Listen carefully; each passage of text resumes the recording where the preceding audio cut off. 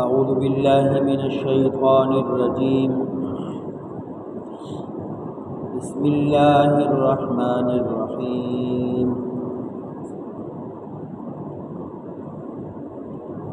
قل أعوذ برب الفلق من شر ما خلق ومن شر غاسق إذا وقب ومن شر النفاثات في العقد ومن شر حاسد إذا حسد. سورة الفلق مکی سورت ہے. یوصل دیار رسم دے ترتیب کی او شلم نمبر سورت دے نزول کی. دا سورہ فیل نرستو نازل شوه دی.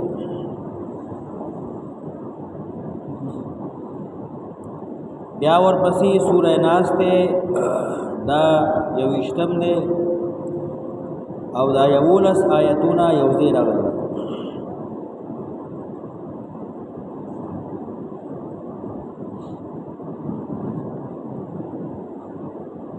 اول با ایمان غټای او بیا به د ایمان حفاظت کوي.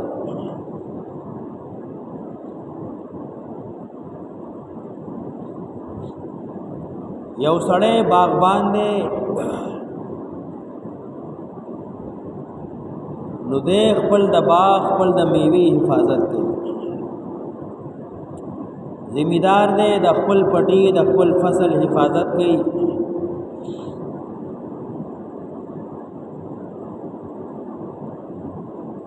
دارنگی مسلمان دے با د خپل ایمان حفاظت کوي. حدیث کی راضی نبی علیہ السلام فرمائی د مخلوقات د شر نه پناه غواړه.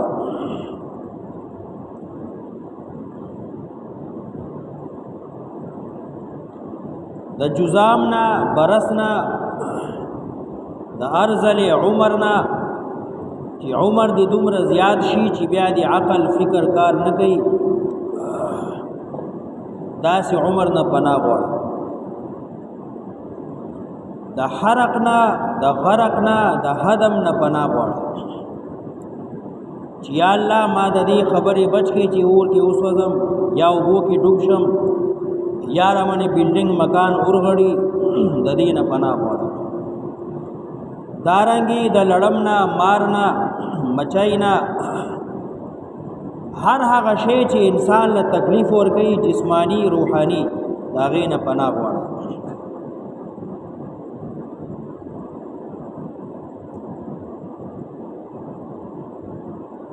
نو دی صورت کې هم دا بیان دی.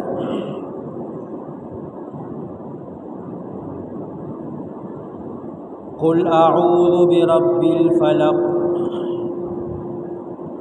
اویا پناہی غواړم پرب د سبا. اعوذ پناه غواړم برب الفلق پرب د شلونکي. فلق ستوي کله چې د شپې تیاره ختم شي او سبا راشي نو رڼا شي دی ته وی فلق. انقلاب راغې او تیاره لاړه او رڼا راغله نو فلق سبا ته هم وي او فلق شلول سریکول دی ته هم وي. زمکه سری شي او داغینه غیاګانی راوځي غر اوشلیږي داغینه چینی را بهيږي وریځي اوشلیږي نو باران دی راووريږي. قل او یا پیغمبر اعوذ برب الفلق پناہی غواړم پرب د سبا پرب د شلونکي.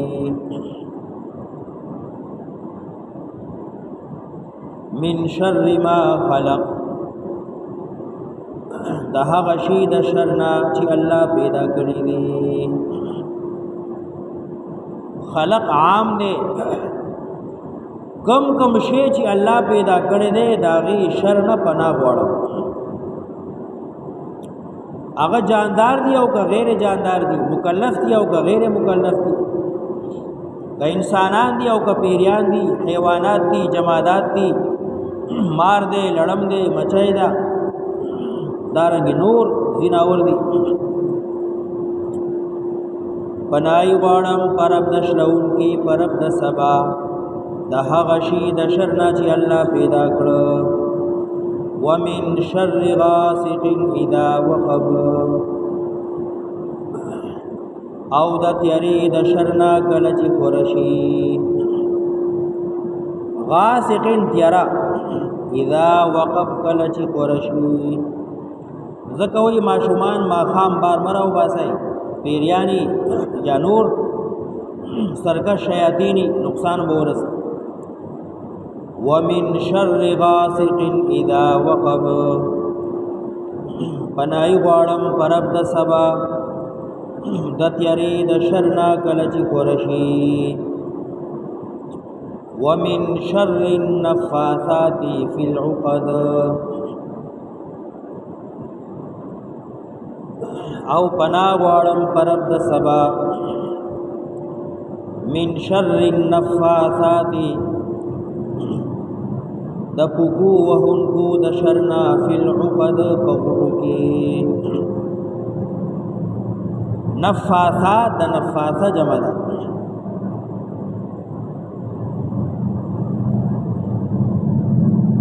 لبید بن عاصم دی یو یهودیو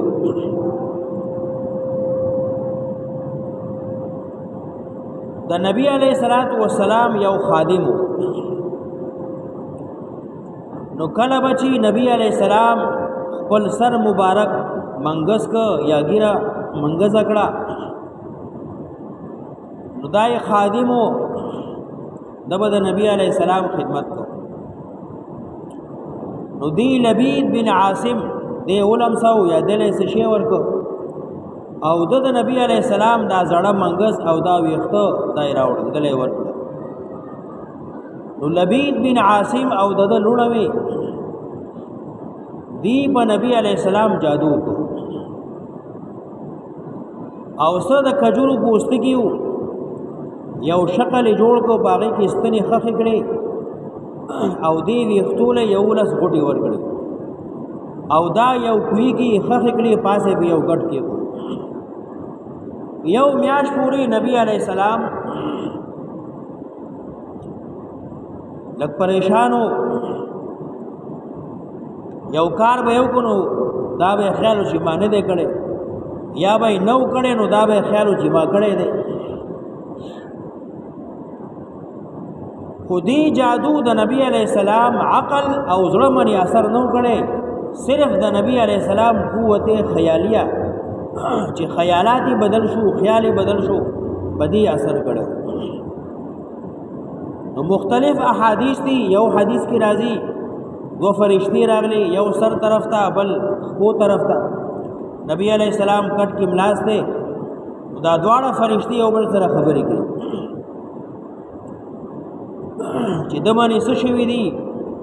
سر والا تپوس کی نو خپي والا جواب ورکی چې دمانې جادو شوی دی چا کړي دی لبید بن عاصم کړي دی څنګه کړي دی داسې کړي دی کمزې کې دی پلانی کوي کې دی تو جبريل علیہ السلام دا یولس آیتون راوړل نبی علیہ السلام صحابه ولېګل یا حضرت علی ولېګ او دا کوي ته کوشو او دا سامان ټول تلف کو ختم کو داغي کوي وبوم بدل شوی وي نو دا ځای او دا یولس آیتون یو آیت به لستو یو غټه په پرانیستا نو هغه اثرات د نبی علیہ السلام نه ختم نفاثات کوکی ورګون کی جنګي زکه زیات تر جادو ټونا منتر یا تعویذونه دا زیات تر خزي کی نو زکه لفظ نفاثات راوړي قل اعوذ برب الفلق پنای غواړم پرب د سبا پرب د شلون کی د هر شی د شر نه چې الله پیدا کړی دی او د تیری د شرنا کله چې خورشي او د هغې شرنا چې پوکي ورکوونکي دي په غوټو کې یا نفاثات هغه شریر خلق چې جرګي کوي پټي منصوبي جوړي فی العقد په مجلسو کې ناسی دی پلانی سړي خلاف بدا کو دا کو نو د دې شر نه هم الله وی پناه غواړي ومن شر النفاثات فی العقد او شر د پوکي ورکوونکو نه په غوټو کې یا فی العقد په مجلسو کې ومن شر حاسد اذا حسد او شر د کینګرنا کله چې کینه ښکار کی او شر د حسد کوونکی نه کله چې حسد شروع کی حسد دومره بد شی دی حدیث کی راضی چې حسد نیکي داسې ختمي لکه څنګه چې اور لرګول ختمي او دا حسد د انسان دا دین داسې ختم کی لکه سړی چې چاړه اوستره راواخلي او د بل سړي سر خوري یو یو ویښته وړوکی او کغټ دا وخوري ختم شي دا رنګي د انسان دین وخورول شي او ختم شي کم سړی چې چا سره حسد ساتي عالم سره مالدار سره یا بل چا سره هر انسان چې چا سره حسد ساتي نو دا حاسد دومره بې ایمانه دی چې د خپل نیکۍ ضایع کړي ختم کړي خپل دینی اخرى وروانه کو نو خپل دنیا آخرت دواړه تباہ حسد دا معنا چې دا شی د سره ولې دی دې پدې ترقای ولې روان دی د دې يهوديانو نبی عليه السلام سره څه دښمنی و چې نبی عليه السلام باندې جادو کو تعویذونه کول کوړ او منتری به کولې خو صرف حسد وجو دا پلانې عالم دومره به ترقی روان دی نو دله نقصان رسول دی ته وی حسد او حاسد چې دی کینګر د دنیا هم تباہ د آخرت هم تباہ بیا ول قل او یا پیغمبر اعوذ پنای غواړم برب الفلق پرب د سبا سرا من شر ده غشی د شرنا ما خلق چې الله پیدا کړی دي ومن شر غاسق او شر د تیرینا اذا وقب کلچی ورشی کلکشی ومن شر النفاثات او شر د پکو وونکنا فی العقد فغټو کې ومن شر حاسد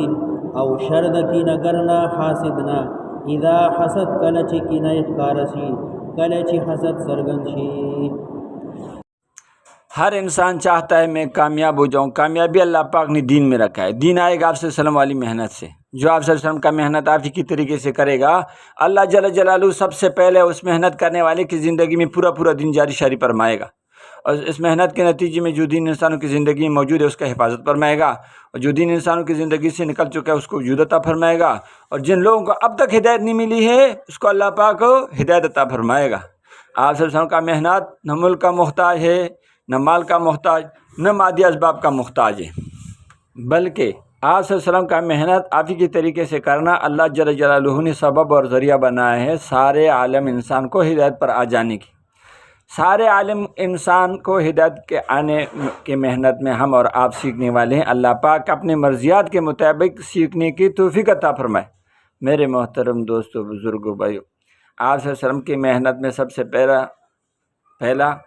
سب سے پہلا اور ضروری بات جو ہے وہ دعوت اللہ ہے. یعنی اپنے دل کو نشانہ بنا کر اپنی نیت کو ٹھیک کر کے اللہ سے ہونے کو کہنا اور مخلوق کی نفی کرنا.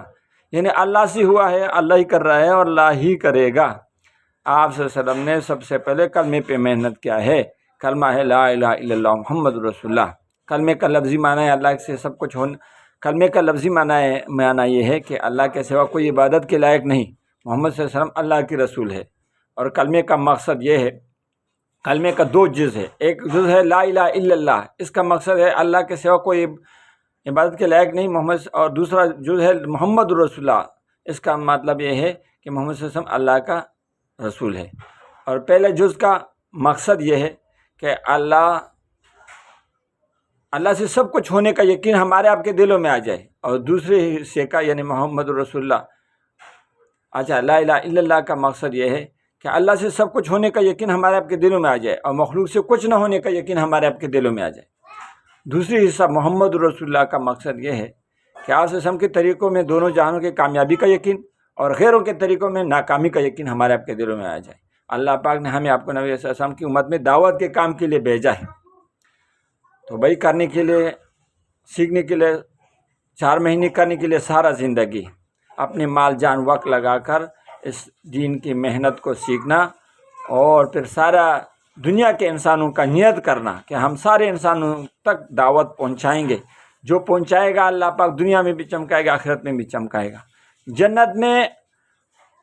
انبیاء کے ساتھ بیٹھے ہوں گے، لوگ پوچھیں گے یہ کون سے لوگ، یہ تو نہ انبیاء ہے نہ شہداء ہے، فرمائے گا یہ دعوت والا کام والے۔ تو انشاءاللہ سب کا ارادہ ہے نا انشاءاللہ۔ چلو اللہ